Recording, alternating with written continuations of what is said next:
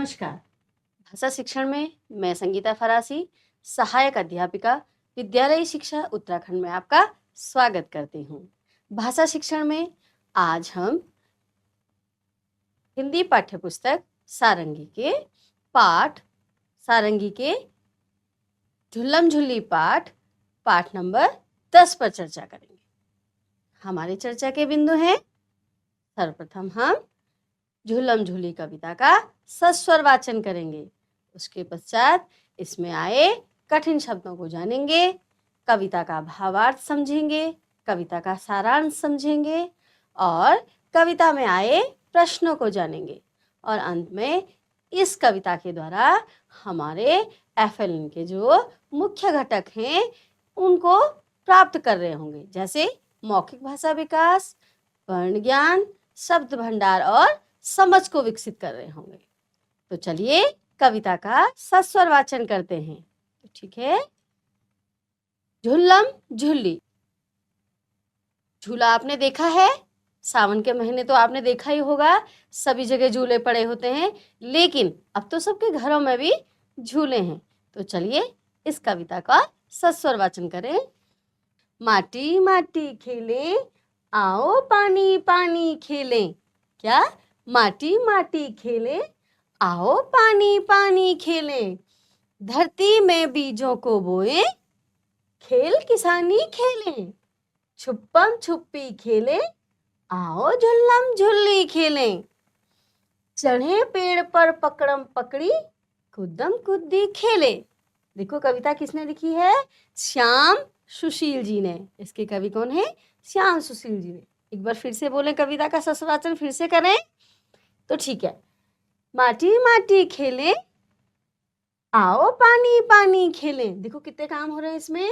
धरती में बीजों को बोए, खेल किसानी खेलें।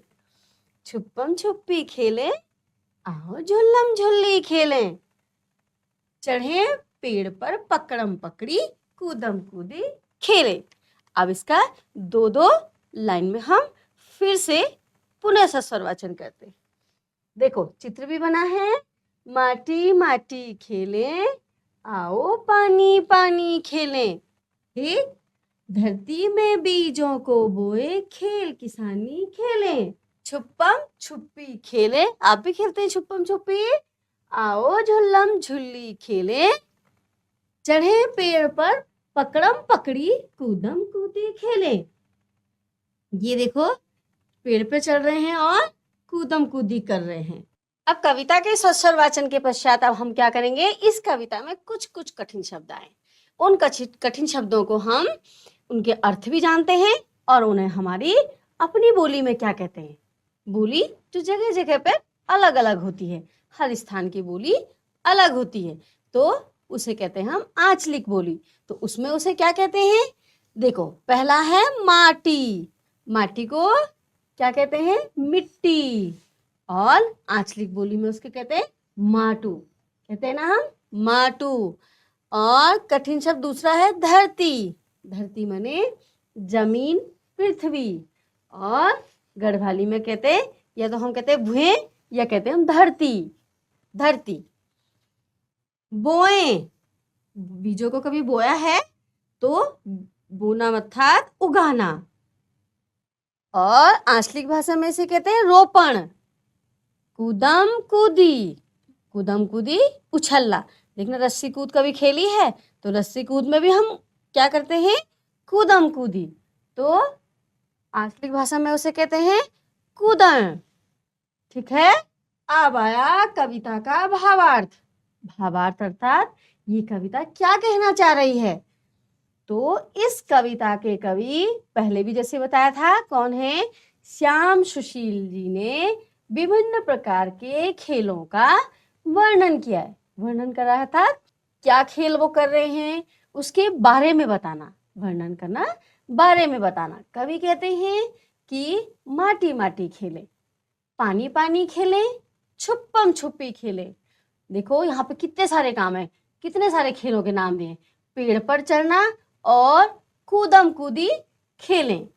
क्या क्या करें? माटी माटी खेलें, पानी पानी खेलें, छुप्पम छुप्पी खेलें, पेड़ पर चढ़ें और कूदम कूदी खेलें। अब आया कविता का सारांश। पूरी कविता काफी बड़ी है, वो सारांश छोटे रूप में उस कविता को बताती हूँ। प्रस्तुत कविता किसकी है? झूलम झूली किसकी है? श्याम सुशील जी द्वारा लिखी है। इस कविता में कवि ने क्या बताया है कि झूला झूलने के साथ साथ बहुत सारे खेलों का वर्णन कर रहे हैं वो, कि कितने खेल हैं इसमें। जैसे अभी हमने भावार्थ में भी बताया था कि कवि ने माटी माटी खेलें, पानी पानी खेलें, धरती में बीजों को बोएं, खेल किसानी खेलें, और बच्चों का सबसे प्रिय खेल छुपम छुपी। हर बच्चा क्या क्या पसंद करता है ज्यादातर? छुपम छुपी खेलना के साथ पकड़म पकड़ी जैसे खेलों का बहुत सुंदर कवि ने यहाँ पर वर्णन किया है। तो ये था कविता का सारांश। अब कविता में कुछ प्रश्न आए हैं। जब हम किसी चीज को पढ़ते हैं तो पढ़ने के बाद उसके थोड़ा हमें प्रश्नों को भी करना पड़ता है, तभी तो हम ये जान पाते हैं कि क्या हमने कविता को समझा या नहीं। तो देखिए प्रश्न। ठीक है, तो अब तक हमने कविता में क्या क्या पढ़ा? क्या पढ़ा? भावार्थ पढ़ा, सारांश पढ़ा, और कठिन शब्द पढ़े, उसे अपनी आंचलिक भाषा में क्या कहते हैं वो भी पढ़ा। अब हमने कविता को कितना समझा, अब हम समझे या नहीं, उसके लिए कुछ प्रश्न दिए। आपके लिए कुछ प्रश्न हैं, ठीक है? तो पहला प्रश्न, बच्चे क्या कर रहे हैं? पूरी कविता में हमने क्या पढ़ा? बच्चे क्या क्या कर रहे थे? झूलम झूली खेल रहे थे, धरती में बीजों को बो रहे थे, और छुपम छुपी खेल रहे थे, पानी पानी खेल रहे थे। कितने सारे गेम थे जो हमने भावार्थ में भी पढ़ा और सारांश में भी पढ़ा और कविता में भी पढ़ा। तो कितने सारे गेम बच्चे खेल रहे थे। ठीक है, अगला है, आपको कौन कौन से खेल पसंद है? आप भी बहुत सारे खेल करते हैं ना। जैसे इससे पहले कविता में बताया था कि बच्चे छुपम छुपी खेलना बहुत पसंद करते हैं ना। और कौन से खेल आपको पसंद है? जो खेल आपको पसंद है उसका आंसर दीजिए। अगला, माटी माटी खेल कैसे खेला जाता होगा? क्या करते होंगे माटी माटी में? कुछ तो करते होंगे माटी माटी में। आप क्या करते हैं माटी माटी में? सोच के बताइए कि आप माटी माटी खेल में क्या करते हैं। शब्दों का खेल, शब्दों का खेल खेलते हैं। शब्दों का दूसरा साथी खोज कर बताइए, लिखिए और पढ़कर सुनाइए। जैसे हमारे भी अपने अपने साथी होते हैं, अपने अपने दोस्त होते हैं, तो जब हम कहते हैं अपना साथी ढूंढो तो हम फट से अपना साथी ढूंढ लेते हैं ना।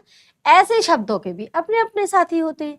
जैसे छुपम और छुप्पी, कविता में भी आया था, छुपम छुप्पी खेले। झूलम और इसका साथी कौन होगा? जल्दी बताओ। कविता में पढ़ा था झुल्लम झुल्ली, झूलम झुल्ली खेले। पकड़म क्या कहते हैं? पकड़म पकड़ी, पकड़म पकड़ी। और कूदम कूदम कूदी। तो देखो इनके साथी हैं ये, कूदम कूदी, झूलम झूली, छुपम छुपी, पकड़म पकड़ी। अब ऐसे ही दूसरा प्रश्न, दिए गए शब्दों के नाम सुनिए। अब मैं नाम बोलूंगी, आप सुनेंगे। झूला, छुपम, खेल, झंडा, खेत, छतरी। बताइए इन नामों की पहली ध्वनि में क्या अंतर है? जैसे पहले में झूला, यहाँ क्या आया? झू, पहली ध्वनि क्या रही? ऊ। छुपम, छुपम, तो छुपम में ये ऊ। खेल, तो ए आ रहा है ना, झंडा। ऐसे खेत, फिर से वही ए की ध्वनि आ रही है। छतरी, देखो इसमें छ, छतरी, ये अमात्रिक है। छ के पीछे क्या? छ, अ, तो छ ही सुनाई दे रहा, छ अ, छतरी। अब देखो अंतर क्या क्या है ध्वनियों में। अभी हमने पहचान लिया, छ में ऊ लग रहा है तो झू, छ में ऊ लग रहा है तो छु, ख में ए लग रहा है तो खे, झ में अंग लग रहा है तो झंग डा, ख में ए लगा तो खे, छ में लगा तो छ, छतरी। अब अगला ऐसे ही है जैसे हमने पीछे किया। नीचे दिए गए शब्दों को पढ़िए, इनमें ऊ या ऊ की मात्रा लगाकर नए शब्द बनाइए और लिखिए। अभी हमने पीछे भी लगाए थे, जैसे क्या, झूला। वैसे यहाँ फॉ पे लगना है, तो फॉ पे कौन सा लगेगा, ये ऊ या ये ऊ, ऐसे ऊ या कौन सी मात्रा, कौन सी लगेगी, फूल। फूल नहीं बोलते हैं ना, फूल। फूल माने फूल अंग्रेजी का हो गया, फूल भरा हुआ, और ये हो गया फूल। और पुल या पूल क्या कहते हैं हम, ऐसे बोलते हैं हम पुल या पूल, तो हम कहते हैं पुल। तो यहाँ पे लिखेंगे हम पुल, ऊ की मात्रा लगा के, यहाँ पे फूल। ठीक है। अब है परी, तो पूरी बोलते हैं हम या पूरी। खाई है हमने पूरी। हाँ, सराही, काय का चित्र है ये, सराही या सुराही, सु रा और ही, सुराही। तो इस तरह से हमने इनमें ऊ और ऊ की मात्रा लगाई। अब पढ़िए और मिलाइए। कितने सुंदर यहाँ पे चित्र बने हैं। चढ़े पेड़ पर पकड़म पकड़ी, आओ झुल्लम झुल्ली खेले। अब देखो किस चित्र में झुल्लम झुल्ली खेल रहे हैं, कौन झूला झूल रहा है और कौन पकड़म पकड़ाई खेल रहा है, तो चित्र बता रहा है। तो चढ़े पेड़ पर पकड़म पकड़ी, ये क्या कर रहा है, पेड़ पर चढ़ रहे हैं दोनों बच्चे, और झूला ये बच्ची झूल रही है, तो ये ऐसे मिलाएंगे इसको। फिर छुपम छुपाई खेले, धरती में बीजों को बोए। तो धरती में बीज कौन बो रहा है, ये धरती में बीजों को बो रहा है, और ये पेड़ों के पीछे छुप रहे हैं, तो ये क्या खेल रहे हैं, छुपम छुपाई। छुपम छुपाई कैसे खेलते हैं, किसी चीज के पीछे छुप जाना। अब छटपट कहेंगे। एक थे भाई खट, एक थे भाई पट, पाई एक मटर, दोनों दौड़े झट, आधी खाए खट, आधी खाए फट, वो देखो खटपट, सोए हैं सटपट। किसने लिखी है ये, सुशील शुक्ल जी ने। फिर से कहें, एक थे भाई खट, एक थे भाई पट, पाई एक मटर, दोनों दौड़े झट, आधी खाए खट, आधी खाए पट, वो देखो खटपट, सोए हैं सटपट। सटपट माने जल्दी से सो गए, खाके जल्दी से सो गए। अब इस चित्र पे थोड़ी सी बातचीत आप करेंगे। मैं बताती हूँ इस चित्र में क्या क्या दिख रहा होगा, जैसे कौन कौन क्या क्या कर रहा होगा। देखो, ये क्या कर रहे हैं, बैलों को हाँक रहे हैं। ये बच्ची क्या कर रही है, बकरी को घास खिला रही है, और माँ कुएं से पानी निकाल रही है, और इन्हें देखिए ये सर पर कुछ ले जा रही हैं। बच्चे साइकिल के टायर पर खेल रहे हैं। देखो कितने सारे चित्र हैं। ये छोटी सी बच्ची ट्रैक्टर चला रही। ऐसे ही इस चित्र में और बहुत कुछ दिख रहा है। आप ढूंढेंगे और देखेंगे कि इनमें और क्या क्या हो रखा है। देखो क्या क्या हो रहा है इस चित्र में, बहुत सारी चीजें हैं। ये आप भी देखिए, सोचिए और बताइए। अब हमारी थाली तक रोटी कैसे पहुंचती होगी, चर्चा करें। थाली तक रोटी कैसे आती है, पहले अनाज आता है, कहाँ से, पहले बीज बोते हैं, जैसे इसमें कविता में कहा था, पहले बीजों को धरती में बोया जाता है, फिर जब वो बड़े होते हैं उसके बाद उसकी फसल काटी जाती है, जब उनमें फल आ जाते हैं फिर उसे सुखाया जाता है, चक्की में पीसा जाता है उसके बाद, और फिर आटा बनाया जाता है। आटे के पश्चात माँ उससे आटा गूंथ कर रोटी बनाती है, और इतने लंबे प्रोसेस के बाद वो हम तक आती है और फिर हमारी थाली में आती है।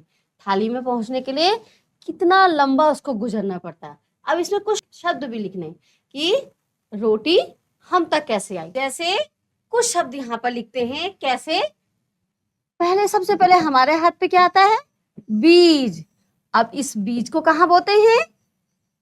धरती। और अगर हमने धरती में डाला तो फिर उस धरती में क्या करना पड़ता है? उसकी गुड़ाई। गुड़ाई के बाद अब क्या हो गया? वहां धान उग गया, छोटे छोटे, है ना। धान के बाद फिर उसमें फल लगने शुरू होते हैं, उन्हीं फलों को हम बीज भी कहते हैं। फल के बाद अब आगे सोचो, अभी थोड़ा देर पहले मैंने कुछ कहा था, इसकी एक लंबी प्रक्रिया है वहां तक जाने के लिए। तो फल के बाद हम क्या करते हैं? मैंने बताया था, उसकी कटाई करते हैं, ठीक है। और कटाई के बाद क्या करेंगे? उन बीजों को उस फली से बाहर निकालकर उसे चक्की में पीसते हैं। तो ऐसे बहुत सारे शब्द हैं, उन पे आगे बढ़िए और फिर जाके वो रोटी हम तक पहुंचती है, फिर माँ बनाती है, माँ भी लिख सकते हैं। बहुत सारे शब्द हैं। माँ फिर फुलके बनाती है, फुलका फिर थाली तक आता है, ठीक है। तो चलो आगे बढ़ते हैं। हमने चर्चा की, हमने क्या क्या चर्चा की, किस किस बिंदु पे हमने चर्चा की? सबसे पहले हमने कविता का सस्वर वाचन किया, फिर क्या किया? कविता में आए कठिन शब्दों को हमने जाना, क्योंकि जब हमने कविता पढ़ी तो कुछ शब्द हमारे समझ में नहीं आए, तो हमने उसके कठिन शब्द पढ़े।